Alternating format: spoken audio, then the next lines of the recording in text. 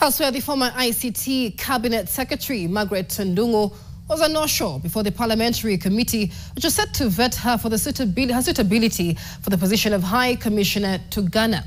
Expressing his frustration, Nelson Koech, the chair of the Defense, Intelligence and Foreign Relations Committee, criticized the Public Service and the Ministry of Foreign Affairs for the nominations, calling the situation an embarrassment to President William Ruto. Other nominated ambassadors who were vetted today include Ababu Namwamba, permanent representative to UNEP, Andrew Karanja, ambassador to Brazil, and Noor Gabo, consul general to Haiti. NTV's Laban Shaban has the details. It looks like the destination Ghana is jinxed. It is an embarrassment not only to Kenya but also President William Ruto.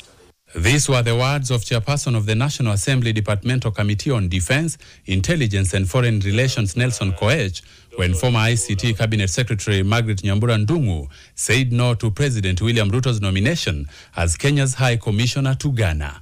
The picking of names of individuals who probably might not have been consulted or who have no interest to represent our country is not only an embarrassment to the country, but an embarrassment to the head of state. Koech, visibly frustrated, warned the relevant state departments about the appointment decline that seems to be becoming a recurrent trend in Kenya Kwanza. So we want to notice the head of public service and the Ministry of Foreign Affairs that this exercise of dropping names of individuals who are not interested in being diplomats should stop and should be a bit more cautious. It is extremely embarrassing that for the second time, Ghana nominee High Commission has had to decline this posting.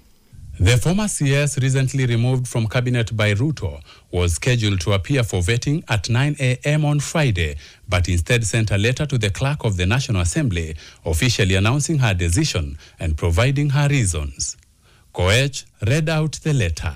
This has been occasioned by my personal and compelling family matters, which matters after taking into consideration will not allow me to take up the position of the High Commissioner to Ghana. Former West Mugirango MP Vincent Kemosi also declined his nomination as Kenya's High Commissioner to Ghana, citing personal reasons in April 2024. The first nominee to appear before the committee on Friday was Andrew Karanja. Andrew Karanja is eyeing the position of the ambassador to Brazil. Karanja was stripped of his position as CS for Agriculture after just 4 months in office. One of the areas which I would like to focus on, as I have said, is on the economic and commercial diplomacy. Because I know Brazil is a big country, has a lot of interest in terms of manufacturing, agriculture. Next up was the former CS for Sports and Youth Affairs, Ababu Namwamba, who disclosed that his net worth had increased by 75 million shillings in just 2 years from 425 million shillings. Namwamba is warming up to serve as the permanent representative to the United Nations Environment Programme, pending approval by Parliament. Would I consider being handed an assignment to represent Kenya in that space a demotion? No. I would consider it a reassignment to a different role, a different responsibility. The last nominee to face the committee was Noor Gabo, who was being vetted for the position of Consul General to Haiti.